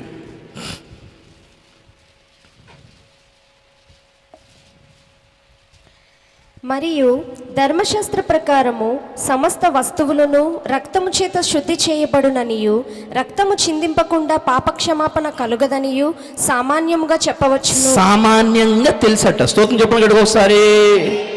పెద్ద మర్మం ఏం కాదు, సామాన్యంగా తెలిసిందంటే రక్తము చిందింపబడకుండా పాపక్షమాపణ జరగదు. చాలా సామాన్యంగా చెప్పేశాడు పౌలు. కానీ నేనేమంటానంటే సామాన్యం కాదు, ఇది పెద్ద మర్మం అంటున్నాను మీ మీదుట. మిస్టరీ ఆఫ్ ద బ్లడ్, రక్తం యొక్క మర్మము చెప్తున్నాను ఈ రోజున. చాలా జాగ్రత్తగా వినాలి మీరు. హల్లెలూయా. చూడండి ఆ పదం, రక్తము చిందించబడకుండా పాపక్షమాపణ జరగదు. సామవేదంలోని శ్లోకం ఏంటిది? సర్వపాప పరిహారో రక్త ప్రోక్షణం అవశ్యం, తద్రక్తం పరమాత్మేవ పుణ్యదాన బలియాగం. సర్వపాప పరిహారో రక్త ప్రోక్షణం అవశ్యం. అందరి పాపములు పరిహరించబడాలంటే రక్త ప్రోక్షణ జరగాలి అని వేదాల్లో రాయబడిన మాట. ఆ రక్తము దాంది కాదు, పరమాత్మయే వచ్చి బలియాగం అవుతాడు అని రాయబడి ఉంది. హల్లెలూయా. అందుకే పౌలు అంటాడు, అన్య జనులలో క్రీస్తు మర్మముగా ఉన్నాడు అని రాయబడి ఉంది. కానీ వాళ్ళకి అర్థం కావట్లేదు, మనకు అర్థమైంది, అంతే తేడా. స్తోత్రం చెప్తాం గట్టిగా ఒకసారి గట్టిగా హల్లెలూయా. వాళ్ళ వేదాలు కూడా ప్రభువుని సూచించాయి. అది యేసు గురించి రాయబడిందని మనకు అర్థమైంది, వాళ్ళకు కూడా సూచించాడు. ఇప్పుడు మనకు బైబిల్లో కూడా ప్రవక్తలు సూచించారు. యూదులకు అర్థమైందా? అర్థం కాలేదు. సేమ్ అన్ని జనులకి, వేదశాస్త్ర పండితులకు కూడా రాయబడింది, చూశారు, చదివారు. అది యేసు గురించి రాయబడిందని వాళ్ళకి అర్థమైన వాళ్ళు రక్షించబడ్డారు, ఇంకా అర్థం కాని వాళ్ళు అలాగే ఉండిపోయారు. అర్థం అయ్యి కూడా మొహమాటానికి కూడా అలాగే ఉన్న వాళ్ళు చాలామంది ఉన్నారు. యూనో, సత్యం తెలుసుకుంటే కొంచెం రిస్కే. దేవుని స్తోత్రం చెప్పండి గట్టిగా ఒకసారి. సత్యం తెలుసుకున్నాక చాలా రిస్క్. అది సత్యంలో నిలబడతావా, అబద్ధాన్ని నమ్ముకుని ఉంటావా, నీ డిసిజన్ మీద ఆధారపడి ఉంది. చాలామందికి నిజం తెలుసు, కానీ కులస్తులకి, మతస్థులకి, వీధస్తులకి, ఊరస్తులకి భయపడి మొహమాటానికి ఇరుక్కుపోయి ఉన్నారు, అంతే. అర్థమవుతుందా? హల్లెలూయా. మొహమాట పడితే ఎవరికి నష్టం? సడన్గా విషం తాగేసామండి, పక్కన ఇంకో బాటిల్ ఉంది, అందులో దీనికి విరుగుడు ఉంది, విషయానికి విరుగుడు. అర్థమవుతుందండి? పక్కన ఒకడు ఉన్నాడు, ఆడికి తెలుసు ఆ బాటిల్ విరుగుడు ఉంది, తాగితే విషం పోతుందని తెలిసి కూడా ఊరుకున్నాడు అనుకోండి, ఎవరికి నష్టం? చచ్చేటోడికి నష్టం, చచ్చిపోయిన తర్వాత తెలిసింది అనుకోండి, వీడికి తెలిసి కూడా చెప్పలేదని ఆడికి నష్టం. మేము అంత నష్టపోవడానికి ఇష్టపడలేదు, అందుకే సత్యం చెప్పేస్తున్నాం. స్తోత్రం చెప్పండి కదా ఒకసారి. ఓ మాట పడితే ఏంటి, పడకపోదు మీరు పడండి, మేము సత్యం చెప్పేస్తాం. ఆ విషయం అందులో విరుగుడు ఉంది, తాగు అని అంటున్నాం, సత్యం చెప్పేసాం. అక్కడ తాగాంది తాగపోంది నీ ఇష్టం, సావాలని కూడా సావు. ఏ పాపమైన, ఏ శాపమైన, రోగమైన, మరణమైన ఏసొక్కడే, ఏసు నామం ఒక్కటే, ఏసు రక్తం ఒకటే విరుగుడు అని తెలిసింది కాబట్టి సువార్త ప్రకటిస్తున్నాం. దానికి ఎవడో మనకి అమెరికా డాలర్ పంపించాల్సిన అవసరం లేదు. వాళ్ళెవరో డాలర్ ఇస్తే రక్షణ పొందలేదు మనం. స్తోత్రం చెప్పండి గట్టి ఒకసారి గట్టిగా హల్లెలూయా. సువార్త ఒక్కటే. మమ్మల్ని డబ్బులు ఇచ్చి మార్చలేదు, మేము కూడా డబ్బులు ఇచ్చి మార్చాము, ఎవరిని మార్చలేము కూడా. పాయింట్ ఏంటంటే రక్తము చిందించబడకుండా రక్షణ, పాపక్షమాపణ కలగదు. చాలా సింపుల్గా తెలుసుకోవచ్చు అన్నాడు. దేవునికి స్తోత్రం కలిగిన గాక. చూద్దాం ఎందుకు రక్తం అవసరమైంది. ఆదికాండము 2వ అధ్యాయం 17వ వచనం చదవండి ఒకసారి. ఆదికాండము 2వ అధ్యాయం 17వ వచనం.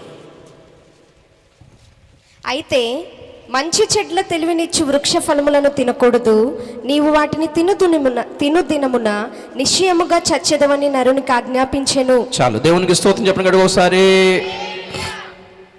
తినకూడదని పండు నువ్వు తిను దినమున, నిషేధించబడిన ఫలమును నువ్వు తిను దినమున నిశ్చయముగా చచ్చెదవు. నాకు చూస్తారా మీరు అందరూ? స్తోత్రం చెప్పండి కదా ఒకసారి. పండులో విషయం ఏం లేదు, అది తింటే చచ్చిపోతావు అనడానికి. దేవుడు ఆజ్ఞ పెట్టాడు అక్కడ. నేను తినొద్దు అంటున్నాను, తినకంతే. నేనే ఇస్తానేమో తర్వాత తినమని, ఇప్పుడైతే తినొద్దు అంటున్నా. హల్లెలూయా. అమ్మ చాక్లెట్లు పెట్టింది ఫ్రిడ్జ్లో, నేను వచ్చాక ఇస్తాను, ఈలోకి తినకు అన్నది. చాక్లెట్లు తినడం వల్ల చచ్చిపోడు, తినొద్దు అన్నప్పుడు తినడం వలన రాంగ్ అవుతుంది. మనం దాన్ని తప్పు అంటాం, పొరపాటు అంటాం, దేవుడు దాన్ని పాపము అన్నాడు. ఓకే, నేను తినొద్దన్నప్పుడు తిన్నాం కాబట్టి ఆజ్ఞాతిక్రమమే పాపమైంది, పండు కాదు పాపం. అట్లా దేవుడు తర్వాత ఇచ్చినేమో. హల్లెలూయా. అంతే కదా. సంబంధం అనుకుంటాం, మాట్లాడుకుంటాం, పెళ్ళ చేద్దాం అనుకుంటున్నాం, ఈలోకి వీళ్ళు చేసేవరకు వీళ్ళు వెళ్ళిపోయారు అనుకోండి, అక్కడ పోద్ది. ఎలాగా చేస్తా అన్నారు కదా, వాళ్ళు వచ్చేసేందుకు ఎప్పుడూ చేస్తారట, మనకు అప్పుడు ఆగలేము, వీళ్ళు వెళ్ళిపోయారు అనుకో, అయిపోయింది. అది పాపం అవుద్ది. హల్లెలూయా. పాపం దేవుడు వద్దు అన్నప్పుడు చేయడమే పాపమైంది. పాయింట్ ఏంటంటే అలా నువ్వు చేసిన దినమున నిశ్చయముగా చచ్చెదవు. ఏమవుదువు? నిశ్చయము అంటే నిజముగా, surely, you shall surely die. సత్యముగా, దిస్ ఇస్ ట్రూత్, నిజం, మీరు చచ్చిపోతారు. సైతాన్ వచ్చామన్నాడు, మీరు సావనే నువ్వు చేస్తావు అని దేవుడు అన్నాడు. సావడు, సావవు, నేను చెప్తున్నా కదా అన్నాడు. అంతే కదా. చస్తావు అని ఇక్కడ మేము చెప్తుంటే, అవునా సినిమా చూస్తే చచ్చిపోతారా? పాపమా?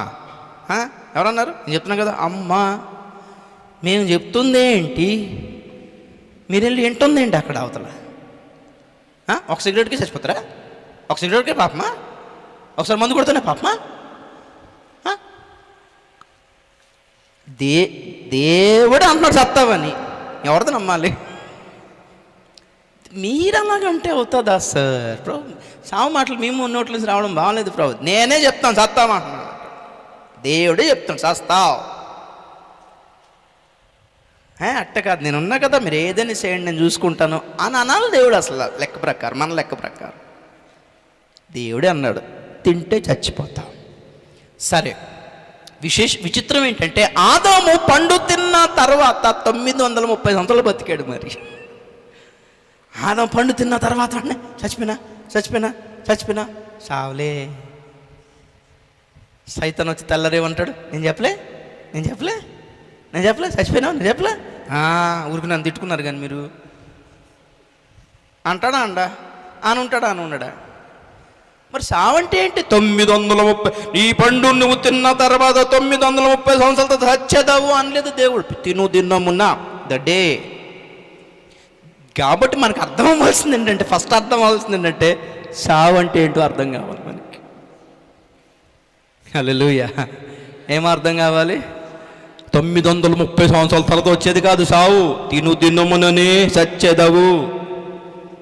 So what is death? Death is not something that you face when you have completed your age. నీ ఏజ్ అయిపోయిన తర్వాత వచ్చేది కాదు మరణం అంటే. నీ వయసు అయిపోయిన తర్వాత వచ్చేది కాదు మరణం అంటే.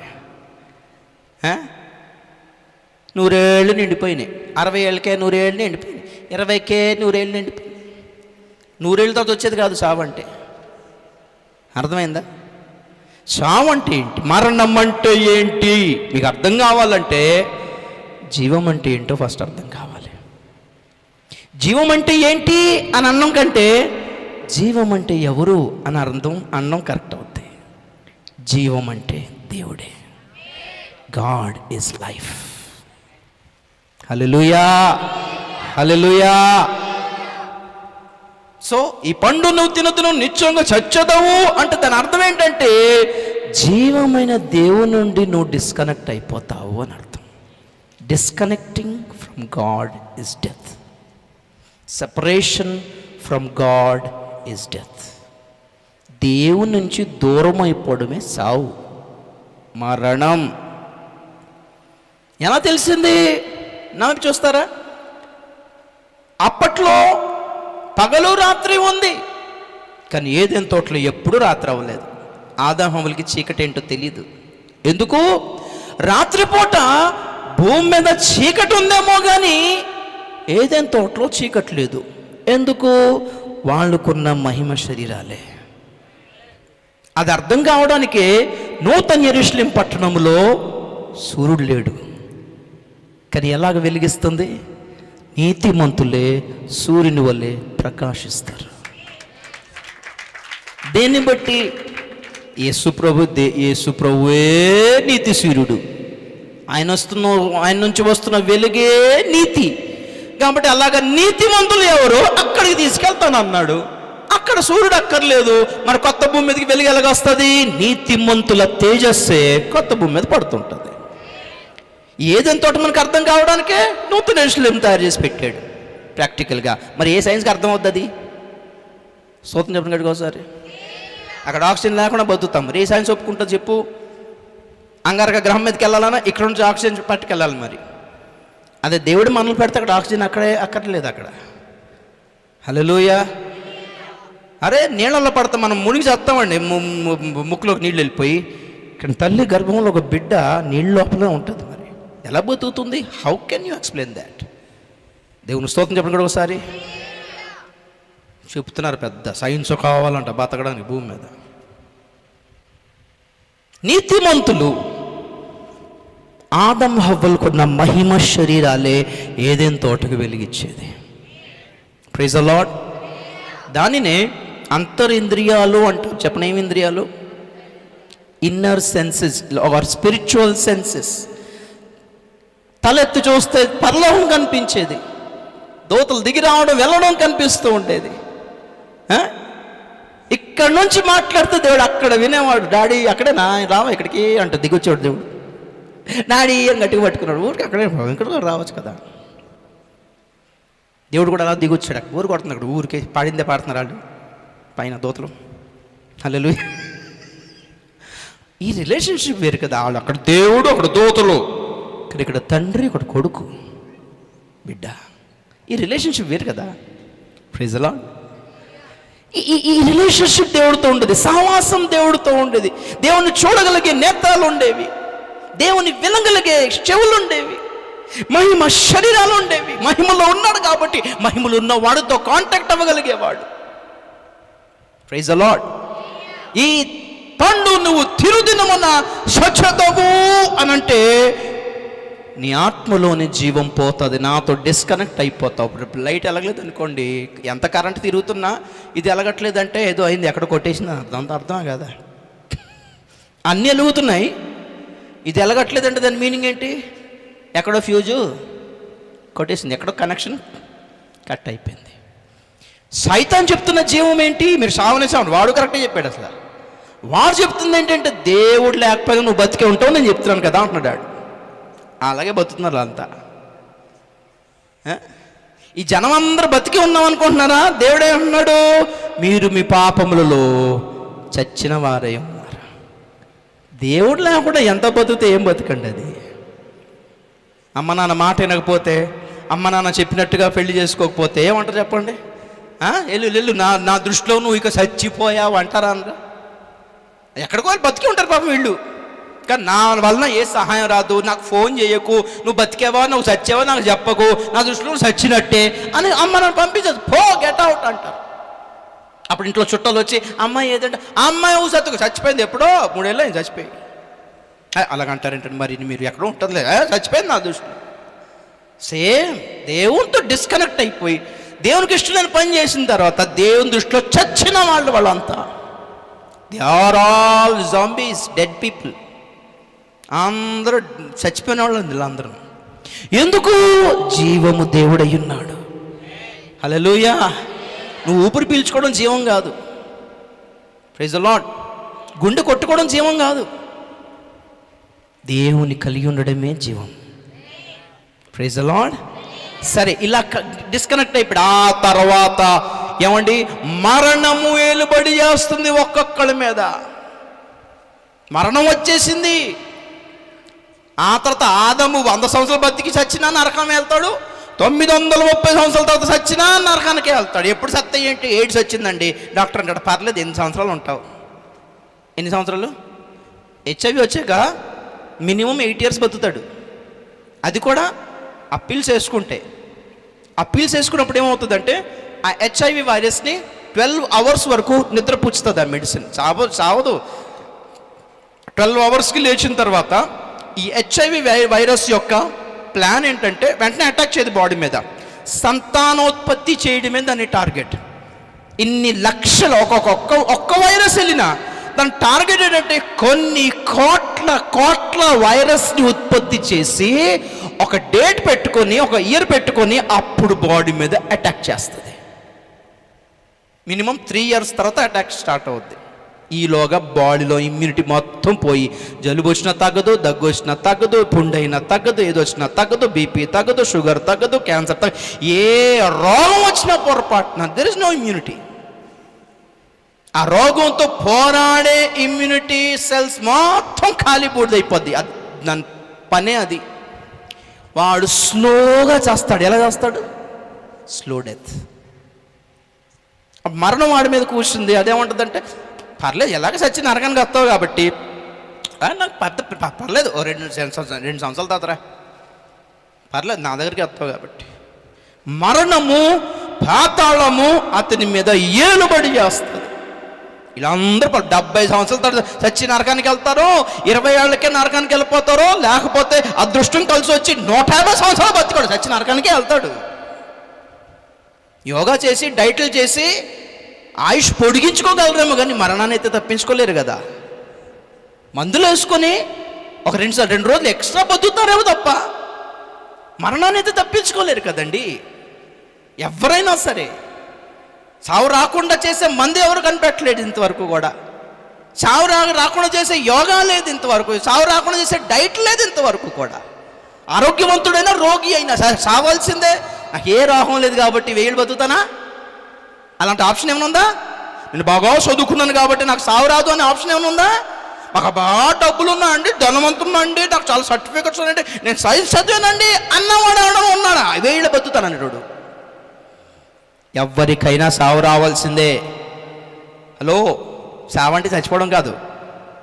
నీ ఆత్మ ఈ శరీరాన్ని విడిచిపెట్టి నరకానికి వెళ్ళడమే సావు. దాన్నే 2వ మరణం అంటారు. ప్రకటన గ్రంథం 20:15 చదవండి. ప్రకటన గ్రంథం 20వ అధ్యాయం 15వ వచనం. మరణం అంటే ఏంటో, జీవం అంటే ఏంటో చెప్తున్నాను వినండి. ఎవని పేరైనను జీవ గ్రంథమందు వ్రాయబడినట్టు కనబడని ఎడల వాడు అగ్నిగుండంలో పడవేయబడును. 14. మరణమును, మృతుల లోకమును అగ్నిగుండంలో పడవేయబడెను. ఈ అగ్నిగుండము 2వ మరణం. ఈ అగ్నిగుండమే 2వ మరణం. నా చూడండి, స్తోత్రం చెప్పండి గట్టిగా ఒకసారి, గట్టిగా హల్లెలూయా. గమనించాలి, మరణాలు 2. మరణాలు ఎన్ని? 2. మొదటి మరణం ఏంటి? కంగారు పడుతున్నారు. సరే, 2వ మరణం ఏంటి? పాతాళము. మొదటి మరణం ఏంటి? దేవుని నుండి దూరం అయిపోవడం మొదటి మరణం. ఈ మధ్యలో సావు అంటాం చూసారు, ఇది మరణం కాదు. ఇది కూడా మరణం అయితే మరి క్రైస్తువులు కూడా చచ్చిపోతున్నారు. మరి దేవుని స్తోత్రం కలంగా వీళ్ళు కూడా చచ్చిపోయారు కదా. ఇది కాదు సావు. దేవుని నుండి దూరం అయిపోవడమే మొదటి సావు. దేవుని నుండి దూరం అయిపోయిన మనిషి ఈ భూలోకను విడిచిన రోజున నరకానికి వెళ్ళడమే రెండో సావు. దానినే నిత్య మరణము అంటారు. చెప్పండి, ఏం మరణం? అగ్నిగుండంలో పడడమే నిత్య మరణము. సో మరణం అంటే ఏంటి? జీవము నుండి వేరైపోవడమే. జీవం ఎవరు? దేవుడు. దేవుని నుంచి వేరైపోయిన వ్యక్తి చచ్చిపోయి నరకానికి వెళ్ళడమే రెండో మరణం. అది నిత్య మరణము. ఈ నిత్య మరణం నుండి మనల్ని కాపాడేది ఏంటి? నిత్య జీవము. చెప్పండి, ఏంటిది? స్తోత్రం చెప్పండి కదా ఒకసారి. నిత్య మరణము నుండి మనల్ని కాపాడేది నిత్య జీవము. ఆ నిత్య జీవము ఎవరు? మొదటి యోహాను పత్రిక 5వ అధ్యాయము 20 చదువుతాం. మొదటి యోహాను 5:20. మనము సత్యవంతుడైన వానిని ఎరుగవలనని దేవుని కుమారుడు వచ్చి మనకు వివేకం అనుగ్రహించి ఉన్నాడని ఎరుగుదుము. మన దేవుని కుమారుడైన యేసుక్రీస్తునందున్న వారమై, మనము దేవుని కుమారుడైన యేసుక్రీస్తునందున్న వారమై సత్యవంతుని యందున్నాము. సత్యవంతుని యందున్నాము. ఆయనే నిజమైన దేవుడును, ఆయన నిజమైన దేవుడును, నిత్య జీవమునై ఉన్నాడు. నిత్య జీవమునై ఉన్నాడు. స్తోత్రం చెప్పండి ఒకసారి. వినాలి, దేవుడే జీవం. ఇప్పుడు దేవుడు అంట ప్రమాణం చేస్తే ఎలా ప్రమాణం చేస్తాడు చెప్పండి? దేవుడు ప్రమాణం చేసిన ఎడలా తనకంటే ఏ గొప్పవాని పేరు చెప్పడానికి ఎవరు లేరు గనక తన జీవము తోడని ఒట్టు పెట్టుకొనును. ఆ జీవమే యేసుక్రీస్తు. Praise the lord. గట్టిగా హల్లెలూయా. దేవుని జీవం, మార్గము, సత్యము. నేను మార్గమును సత్యమును జీవమునై ఉన్నాను. నేనే పునరుద్ధానమును జీవమునై ఉన్నాను. స్తోత్రం చెప్పండి ఒకసారి. యేసుక్రీస్తే జీవమై ఉన్నాడు. ఎవరి జీవము అంటే దేవుని జీవం. ఆయన ఒట్టు పెడితే తన కొడుకు మీద ఒట్టు పెట్టుకుంటున్నాడు అని అర్థం. God's life. ఉర్దూలో దాన్ని జోయే అంటారు. జోయా, జోయి, జోయే. ముస్లిమ్స్ పెట్టుకుంటారు పేర్లు, జోయి, జోయా. దాట్స్ హీబ్రూలో జోయే, లైఫ్ ఆఫ్ గాడ్. దేవుడు ఏ జీవాన్ని బట్టి బతుకున్నాడో ఆ జీవాన్ని బట్టి ఆదామును కూడా బతికించుకున్నాడు, పుట్టించుకున్నాడు. జీవవాయువును ఊదగా. స్తోత్రం చెప్పండి గట్టిగా ఒకసారి. గట్టిగా హల్లెలూయా. ఇప్పుడు దేవుడే జీవము, దేవుడే నిత్య జీవమై ఉన్నాడు. మనిషి మీద మరణం వచ్చి కూర్చుంది. ఎలా చేద్దాం? ఇక దూతలు అంటున్నారు, ప్రభువా చచ్చిపోయాడు, ఇక ఆదాము చచ్చిపోయాడు అయ్యా, నీ కొడుకు చచ్చిపోయాడు అయ్యా, ఇన్నెలు బతుకుంటాడు, అసలు ఏంటో అర్థం కావట్లేదు, నరకానికి వెళ్ళిపోతాడేమో, రేపు వెళ్ళిపోతాడంటావా అంటే దేవుడు లేదు లేదు, ఆయుష్ ఉంది ఇంకా కొంచెం. ఎలా బతుకున్నాడు? నీ నుంచి దూరం అయిపోయి నాకు ఎలా బతుకున్నాడు ఆదాము అంటే శరీరమే బతుకుంది. ఏం బతుకుంది? దేన్ని బట్టి బతుకుంది? స్తోత్రం చెప్పండి గట్టిగా ఒకసారి. ఎలా దేవునికి దూరం అయిపోయిన మనిషి ఎలా బతుకున్నాడు? ఇంకా చచ్చిపోవాలి కదా, వెంటనే తెల్లారే చచ్చిపోయి నరకానికి వెళ్ళాలి కదా. లేదు లేదు, ఏదో బతికిస్తుంది మనిషిని. ప్రాణం బతికిస్తుంది. ఏం బతికిస్తుంది? ఇదే ప్రశ్న. మనిషి యొక్క ప్రాణం ఎక్కడుంది? లేవ్యకాండం 17:11 చదవండి. ప్రాణం ఎక్కడుంటుంది? మనిషి ప్రాణం ఎక్కడుంటుంది? 10 minutesలో ముగిస్తా, జాగ్రత్తగా వినాలి మీరు. లేవ్యకాండం, లెవిటికస్ 17:11.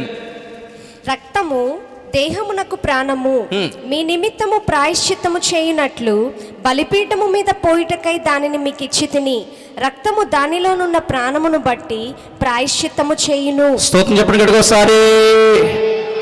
ఇప్పుడు చెప్పండి, మనిషి ప్రాణం ఎక్కడ ఉంది? రక్తంలో ఉంది. పెరాలసిస్ వచ్చినప్పుడు వన్ సైడ్ అంతా బ్లడ్ సర్క్యులేషన్ జరగదు, అందుకే చచ్చిపడిపోద్ది. కొందరు చేతులు చూడండి, కాలు చేతులు చచ్చిపడిపోయి ఉంటాయి ఇట్లా, అంటే దాని ఆ పార్ట్లో బ్లడ్ సర్క్యులేషన్ జరగట్లేదు. బ్లడ్లోనే ప్రాణం ఉంది. అర్థమవుతుందండి? ఇప్పుడు బ్లడ్ ఎలా ప్రొడ్యూస్ అవుతుంది మన శరీరంలో? వినాలి జాగ్రత్తగా. హల్లెలూయా. ఆకలి వేస్తుందంటాం మనం, ఆకలి కడుపుకి కాదు, రక్త కణాలకి వేస్తాయి. మెటబాలిజంలో బ్లడ్ సెల్స్ చచ్చిపోతుంటే కొత్తవి పుట్టుకుంటూ రావాలి. అది ఎలా తయారవుతుంది అంటే మనం తిన్న ఆహారం వలన బ్లడ్లో జీవం ప్రొడ్యూస్ అవుతుంది, ప్రాణం ప్రొడ్యూస్ అవుతుంది, బ్లడ్ సెల్స్ ప్రొడ్యూస్ అవుతున్నాయి. మెటబాలిజం. దేవునికి స్తోత్రం చెప్తాం గట్టి ఒకసారి. ఇప్పుడు ఈరోజు బతకాలి అంటే ఈరోజు తినాలి. ఈరోజు బతకాలి అంటే ఏం చేయాలి? ఏం తినాలి? రాయి తింటే బతుకుతామా? బ్లేడ్లు, కత్తులు, ఏదో ప్రాణం ఉందో తినాలి. అందుకే కాయగూరలు తింటున్నాం. జీవహింస పాపము, మేము చికెన్ తిన్నాం, మటన్ తిన్నాం అంటే కాయగూరలు ఏమున్నాయి? అయితే చెట్లలో కూడా జీవం ఉందనే కదా నేర్పుతుంది science. Tree has life, water has life. ఈ నీళ్ళు తాగాలి, ఆ ఆహారం తినాలి. నువ్వు నాన్ వెజ్ తిన్నా అంటే ఈరోజు మనల్ని బతికించడానికి ఏదో చేస్తుంది బయట. పాయింట్ క్యాచ్ చేస్తారా మీరు? ఈరోజు నేను బతకాలి అంటే ఏదో చెట్టుని నరిగితే కానీ, ఏదో పండును కోస్తే కానీ, ఏదో కాయగూరను కోస్తే కానీ, కత్తితో కోస్తే కానీ, దాన్ని వండి తింటే కానీ అవ్వట్లేదు మనకి. ఏదో చచ్చి ఈరోజు బతికిస్తుంది, ఏదో చచ్చి ఈరోజు బతికించేస్తుంది. ఈరోజు చికెన్ తిన్నా, మటన్ తిన్నా, ఏదో చచ్చి మనల్ని బతికిస్తుంది. ఎందుకంటే జీవం కలిగిన వాటినే చంపి తింటున్నాం. ఇక్కడ నిర్జమైన వాటిని తినట్లేదు కదా బతకటానికి. ప్రాణవాయువు గాల్లో, నీళ్ళలో, water has life, oxygen has life, trees has life, అన్నిట్లో జీవం ఉంది. ఎందుకు దేనికోసం తింటున్నాం? ఈరోజు బతకటానికి. మళ్ళీ రేపు బతకాలంటే మరలా ఇంకోటి ఏదో సావాలి. స్తోత్రం చెప్పండి కదా ఒకసారి. అవి తింటుంటే మన శరీరంలో బ్లడ్ ప్రొడ్యూస్ అవుతుంది, బ్లడ్ సెల్స్ ప్రొడ్యూస్ అవుతుంది. బ్లడ్ మొత్తం హార్ట్ మొత్తం బ్లడ్ అంతా బాడీకి సప్లై చేసి ప్రతి చివరిలో అణువున బతికిస్తుంది. ఈ సావు రాకుండానే తింటున్నాం మనం. సత్యమైన నరకానికి వెళ్తాం మనం ఇక్కడ. అందుకే దేవుడు ఏం చేశాడంటే, అందుకే కాయగూరలు తిని బతుకు, ఇదిగో చెట్లు తిని బతుకు, ఇది తిని బతుకు. చికెన్ సావు, ఆ చికెన్తోనే సావు, బతుకలాగా అంత తిను, నువ్వు తిను. నేను వచ్చేవారు కాదు. స్తోత్రం చెప్పడం ఒకసారి గట్టిగా హల్లెలూయా. మళ్ళీ ప్రాయశ్చిత్తం కోసం కూడా మేకలు, గొర్రెలు ఇచ్చాడు. అది చేస్తే రక్తంలో ప్రాణం ఉంది. స్తోత్రం చెప్పండి గట్టిగా ఒకసారి. రక్తంలో ఏముంది? ప్రాణం ఉంది. ఏ జంతువుల్ని బలి ఇవ్వాలో దేవుడు నేర్పించాడు. అర్థమవుతుందండి? కానీ అది కూడా ఏమై ఉండాలి? పవిత్రమైన జంతువు అయి ఉండాలి. ఏం జంతువు అయి ఉండాలి? పవిత్రమైన జంతువు అపవిత్రమైన నీ కొరకు అది చచ్చిపోతుంది, అది ప్రాణం పెట్టేస్తుంది అక్కడ. అది గొర్రె చచ్చిపోయి నేను చచ్చాను నాయన ఈయన వదిలి అంటే దేవుడు ఓకే, ఈరోజు ఓకే, మళ్ళీ రేపట్టుకో. ఇది అన్లిమిటెడ్ కాదు, రోజు రీఛార్జ్ చేయాల్సిందే.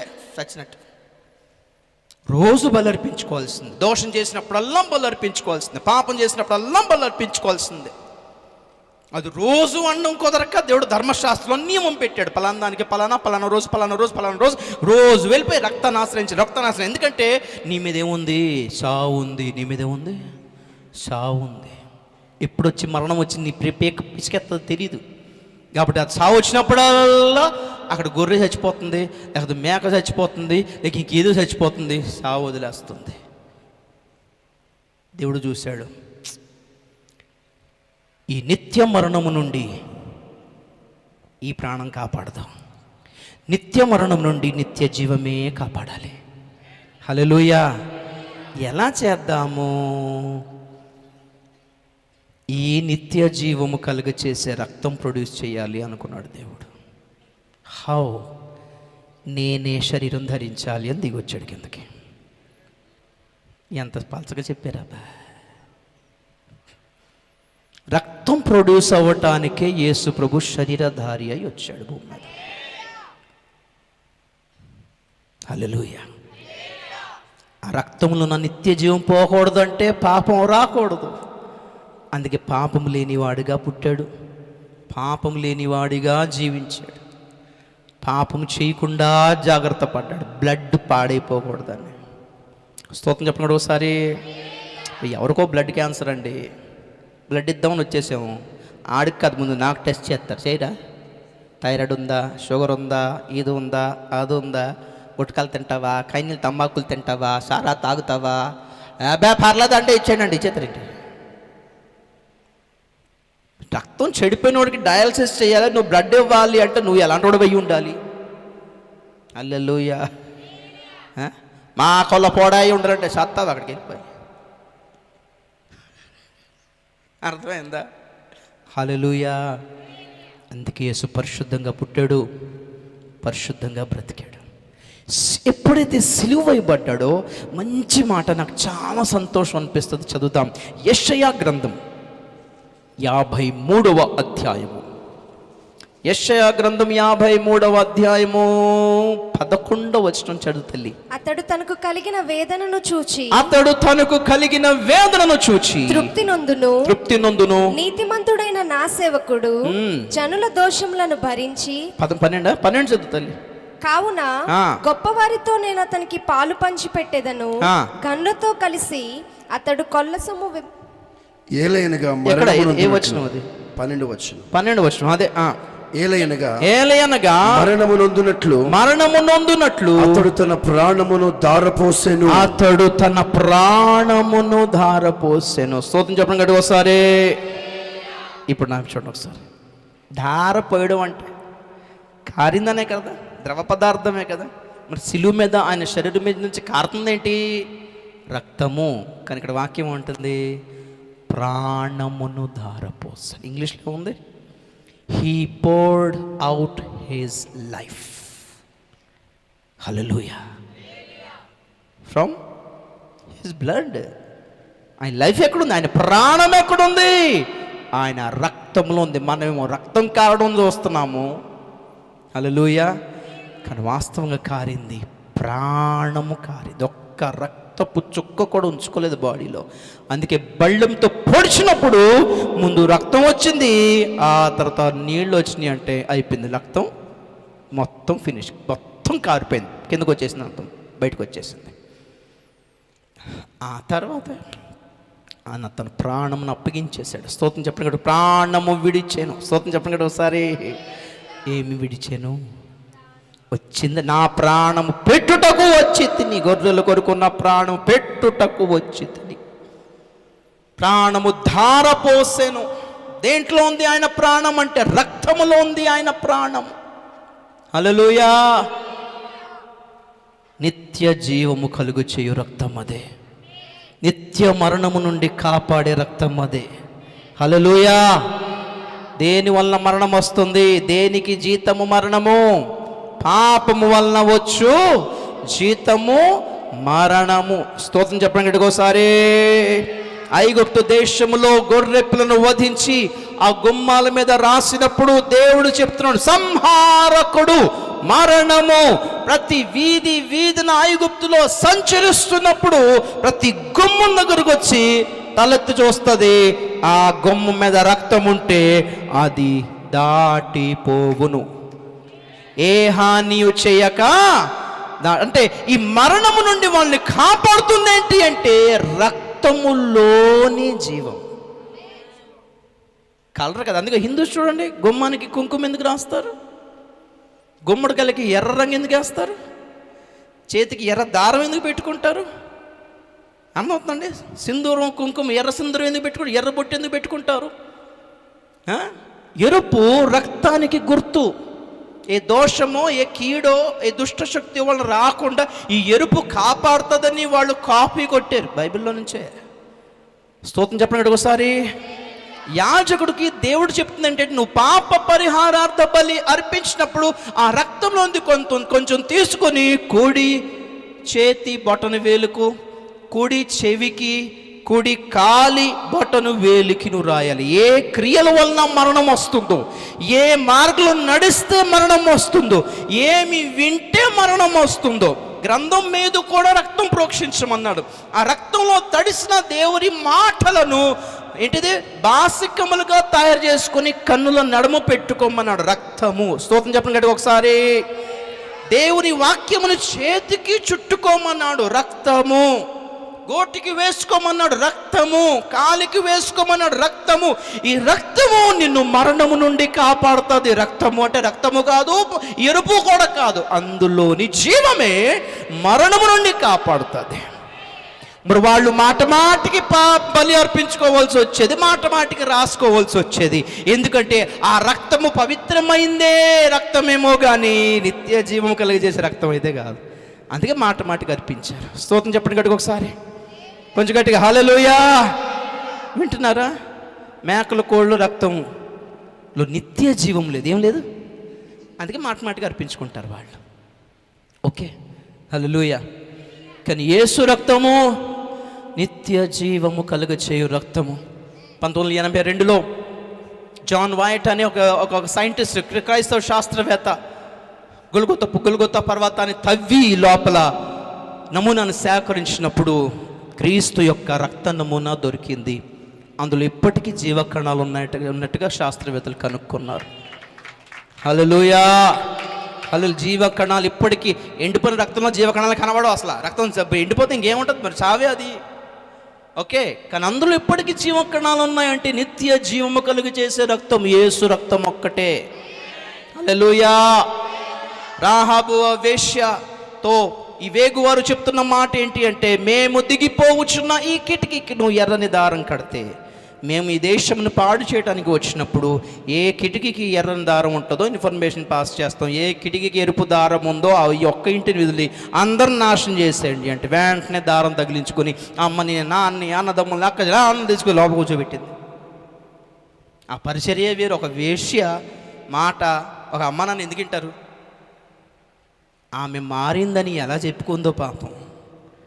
అమ్మ నేను మారిపోయినమ్మా, అమ్మ నాన్న మారిపోయినమ్మ, నాన్న రే తమ్ముడు ఎవరై చేయలేదు, అక్క రే బిడ్డ చల్లి అక్క రా నువ్వు చీచి నీ ఇంటిగా. ఒక కుటుంబం రక్షించుకోవడానికి ఎన్ని తిప్పలు పడి ఉంటుందో ఆలోచించండి ఒకసారి. రక్తము ఉన్న ఇంట్లోకి తీసుకురావడానికి. స్తోత్రం చెప్పండి గట్టిగా ఒకసారి, గట్టిగా హల్లెలూయా. రక్తము, ఎరుపు రక్తానికి గుర్తు. గోటికి రాసుకున్న రక్తము యేసు రక్తానికి గుర్తు. గుమ్మాల మీద రాసిన రక్తం యేసు రక్తానికి గుర్తు. ప్రియులారా, ప్రైజ్ ది లార్డ్. ఆ రక్తంలో ఏముంది? నిత్య జీవముంది. యోహాను సువార్త 6:54 ముగిస్తాం. యోహాను సువార్త 6:54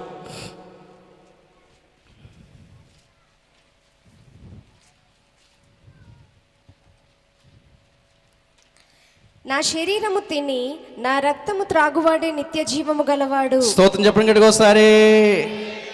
నా రక్తము త్రాగువాడే, నా రక్తములో ఆశ్రయము తీసుకున్నవాడు, నేను చూస్తున్నారా, నిత్య జీవము గలవాడు. Praise the lord. ఇప్పుడు చివరిన పాయింట్ ఏంటంటే, ఆ రక్తం మనలోకి ఎలాగ వస్తుందని పెద్ద పాయింట్ ఇప్పుడు. Praise the lord. ఇప్పుడు భూమి మీద అందరి రక్తంలో బ్లడ్ క్యాన్సర్ అనుకోండి, పాపం అనే బ్లడ్ క్యాన్సర్ వచ్చేసింది. బతకాలి అంటే ఏం చేయాలి? డయాలసిస్ అంటారు. డయాలసిస్ అంటే ఉన్న బ్లడ్ అంతా తీసి కొత్త బ్లడ్ ఎక్కించాలి. అందరిది పాడైంది బ్లడ్. ఇప్పుడు ఎట్లా? సార్ డాక్టర్ గారు నన్ను ఎట్టైనా బతికించండి డాక్టర్ గారు, బ్లడ్ క్యాన్సర్ వచ్చేసిన. డాక్టర్ అంటాడు, మంచి బ్లడ్ ఎవరి దగ్గర ఉంటే, ఏది ఈ థైరాయిడ్ కానీ, షుగర్ కానీ, ఈ కొలెస్ట్రాల్ కానీ, బీపీ కానీ, ఈ దిక్కుమాల రోగాలు ఏవి లేని బ్లడ్ ఎక్కడ దొరికితే, అంటే పాపం లేని బ్లడ్ ఎక్కడ దొరికితే తీసురా ఎక్కిస్తానంటాడు. అది ఎక్కడ దొరకాలి, ఎక్కడ సావాలి. తిరిగి ఉంటే ఒక సేవకుడు చెప్పాడు, నీకోసం ఒకడు బ్లడ్ ఇచ్చాడు. స్తోత్రం చెప్పాడు ఒకసారి. ఒక సేవకుడు చెప్పిన సువార్త ఏంటి? నీకోసం ఎక్కడ తిరిగి అక్కడ ఒక బ్లడ్ ఇచ్చాడు. అవునా సార్, ఎక్కడ ఎప్పుడు ఇచ్చాడు? నా కోసం ఇచ్చాడు. ఎప్పుడు అంటే 2000 years బిఫోర్. 2000 years అంటే పని చేస్తుందా బ్లడ్ ఇప్పుడు? సరే, ఎక్కడ? యెరూషలేములో. ఇప్పుడు యెరూషలేంకి వీసాలు, టికెట్లు, పాస్పోర్ట్లు ఎక్కడ వస్తాయి సార్? నువ్వు యెరూషలేం వెళ్ళక్కర్లా. ఎక్కడ దొరుకుతుందా మరి శాంపుల్ ఏమన్నా? ఏ బ్లడ్ బ్యాంక్లో దొరకదు. అని ఏదో మొత్తం సువార్త చేస్తే ఈయన కూడా వచ్చి, డాక్టర్ గారు బ్లడ్ ఎక్కించుకున్నా. అవునా, ఎక్కడ దొరికింది బ్లడ్? యెరూషలేంలో దొరికింది. ఎవరు ఇచ్చారు? యేసుక్రీస్తు అనే ఒక ఆయన ఇచ్చాడు. హల్లెలూయా. పోనీ ఎవరు ఎక్కించారు బ్లడ్? పోనీ బాటిల్ తీసుకురా, నేను కూడా ఎక్కిస్తానంటే. అది బాటిల్లో పెట్టి ఎక్కించేది కాదండి. ఎలా? Praise the lord. ఇప్పుడు ఒకప్పుడు ఏమంటే ఈ మైక్ ఇలా చూస్తాం అనుకున్నాం మనం. ఎప్పుడన్నా తీగ ఉండాలిలాగా కేబుల్ ఉండాలి, అవునా కదా? తీగ లేకుండా మాట్లాడితే డ్రామా అంటున్నాం అప్పుడు, అంతే కదా? ఫోన్ కూడా తీగ ఉండేది ఒకప్పుడు. ఇప్పుడు తీగ లేని ఫోన్ వస్తుంది. మొబైల్కి ఎలా కనెక్షన్ అవుతుంది ఇప్పుడు? వైఫై కదా, బ్లూటూత్, వైఫై. అంటే దూరంగా ఉన్న వస్తువులతో కనెక్ట్ అవ్వడానికి వైఫై అనే సిస్టమ్ ఒకటి మనిషి కనిపెట్టాడు. మనిషికే అంత తెలివితేటలుంటే దేవుడికి ఎంత ఉండాలి? హల్లెలూయా. దేవుడు కూడా ఒక వైఫై కనుక్కున్నాడు, దాని పేరే విశ్వాసం. When you believe you are on to heaven's wifi.